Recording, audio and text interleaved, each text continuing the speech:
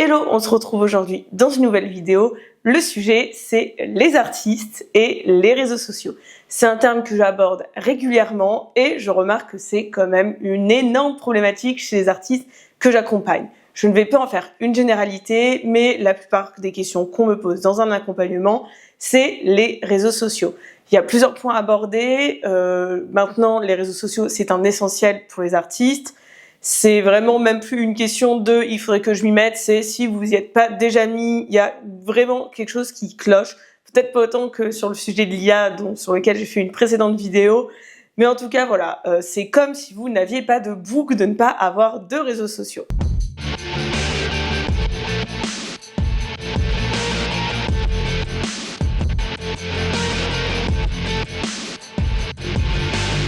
C'est vrai que pour un certain nombre d'artistes, quand je dis artiste, je parle de tout type d'art, on va de l'illustration à la musique, à l'animation, il y a un réel blocage qui se fait. On va aborder ce blocage, on va aborder les solutions, on va aborder les différents réseaux sociaux et je vais essayer de vous guider un tout petit peu, le mieux que je peux, en face caméra. Tout d'abord, je vais commencer par me présenter pour celles et ceux qui ne me connaissent pas. Moi, c'est Lucille. Je travaille dans la commercialisation et diffusion des œuvres d'art / biens culturels.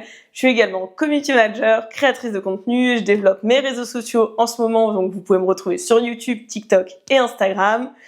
Ça fait 7 ou 8 ans bientôt que je fais ça me rajeunit pas du tout, mais j'ai commencé pendant mes études, donc pendant un master en commercialisation et diffusion des œuvres d'art, parce que j'ai voulu tout de suite me professionnaliser, j'ai travaillé en galerie, et depuis j'accompagne régulièrement divers artistes ou entreprises dans le thème de l'art et de la culture, mais aussi sur d'autres sujets. Pour vous parler de ce grand thème qui est les artistes et les réseaux sociaux, je vais aborder plusieurs thèmes, comme par exemple quel réseau social choisir, comment s'y prendre, le matériel minimum à avoir, ou aussi les fausses croyances ou comment oser. Dans un premier temps, si vous n'êtes pas encore sur les réseaux, mais ça j'en doute, mais si vous y êtes et que vous faites que le strict minimum, choisissez un réseau sur lequel vous concentrez. Vous n'arriverez pas du premier coup à aller à droite à gauche, être sur YouTube, sur TikTok, sur Instagram. Clairement, c'est un 35 heures, c'est un métier à part entière. Donc déjà, si vous développez votre art et que vous n'avez pas la possibilité de vous faire accompagner ou de déléguer cette partie, choisissez un voire deux réseaux si vous le sentez, sur lesquels vous concentrez.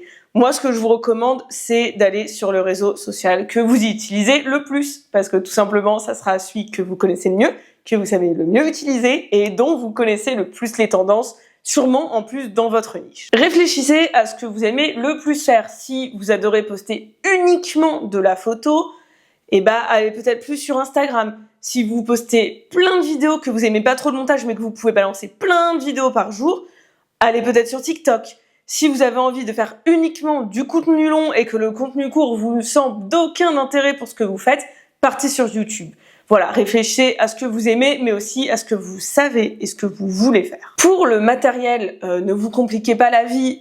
Honnêtement, un endroit bien éclairé comme là, dites-vous qu'ici, je n'ai même pas de light studio. Peut-être un petit micro, un petit trépied et votre téléphone. Au début, ça va très bien le faire. Et même encore le micro, je dis ça, mais voilà, si vous avez le budget, vous pouvez aussi tout aussi bien enregistrer quand il n'y a pas trop de bruit. Ou après, aller utiliser une intelligence artificielle qui va camoufler un peu les bruits extérieurs.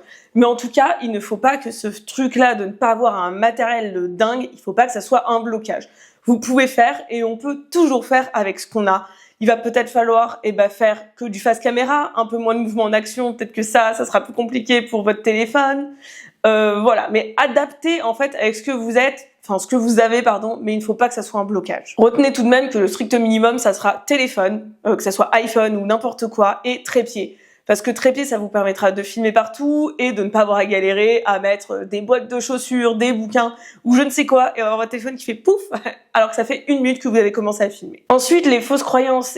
Pour revenir un peu au matériel, les fausses croyances, c'est il faut mettre énormément de budget dans le matériel.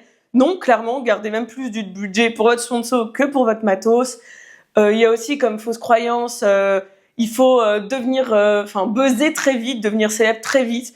Non, même avec 1000 abonnés, vous pouvez convertir bien mieux que certaines personnes qui en ont 5000. Ça, clairement, c'est une fausse croyance qu'il faut tout de suite avoir des gros chiffres pour pouvoir exploser. D'ailleurs, le nombre d'abonnés n'est pas le plus important. Fausse croyance aussi, c'est votre taux d'engagement. On pense souvent qu'il faut balancer tous les jours, tous les jours, tous les jours.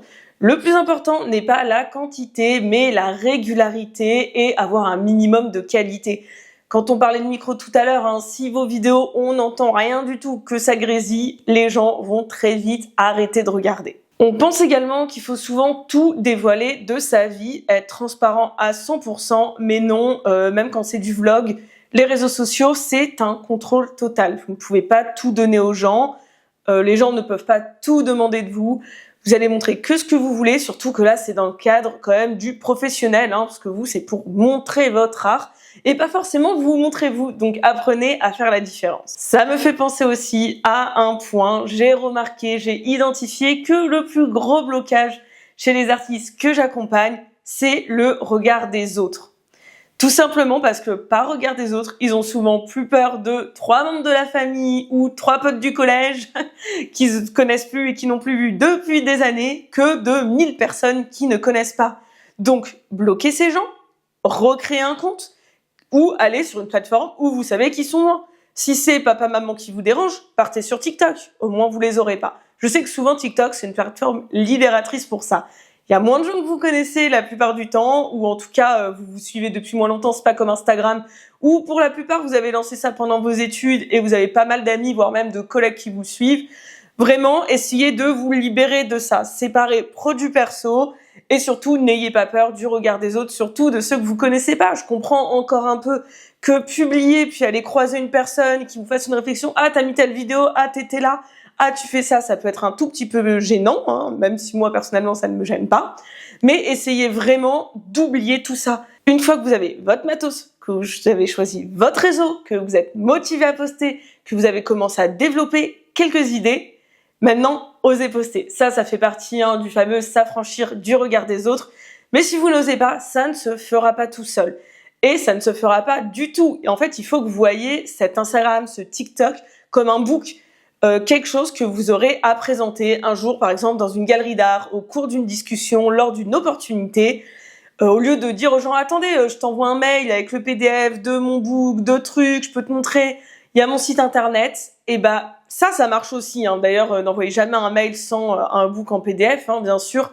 Mais ce qui peut être crucial, c'est juste ce petit truc de « Attends, j'ai mon Instagram, follow-moi. » Vous allez suivre la personne en retour.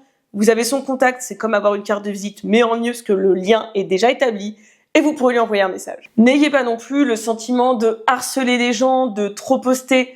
S'ils veulent plus voir votre contenu, ils ne le verront plus. S'ils le regardent moins, l'algo va s'adapter et il vous montrera moins. Mais les gens qui aiment, les gens qui vont découvrir votre contenu, eux, ils seront toujours là.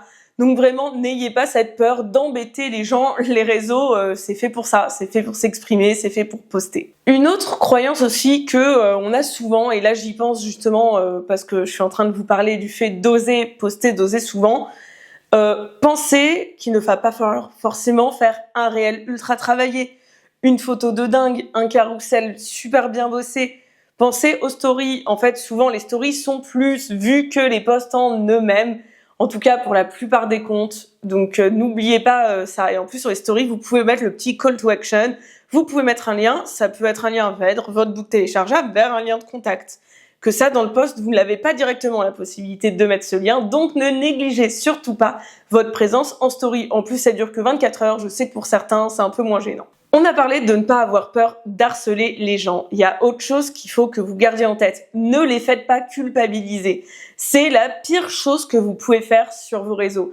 Si vous commencez à poster « Oh, je n'ai pas fait assez d'argent ce mois-ci, il faut que vous m'achetiez une œuvre », c'est bon, vous les avez perdus. Est-ce que vous avez déjà vu un boulanger ou un magasin de fringues qui met une affiche « Je n'ai pas vendu assez de t-shirts ce mois-ci, je vais mettre la clé sous la porte ». Non, ils vont faire plutôt offre choc ou quelque chose comme ça. Mais vraiment, évitez de faire culpabiliser les gens. En fait, pour certaines personnes, si vous vivez déjà de votre art ou si vous êtes artiste, c'est une chance, un don. Alors, je pense pas que ça devrait l'être, mais les gens voient ça comme ça. Donc, si en plus, vous montrez dans une position de « je vis de mon art, je vis d'une chose que j'aime » et qu'en plus, vous faites culpabiliser les gens, clairement, il y a un truc qui va pas marcher. Pensez à votre personal branding. Le personal branding, ça ne va pas être de montrer votre vlog type, votre journée type.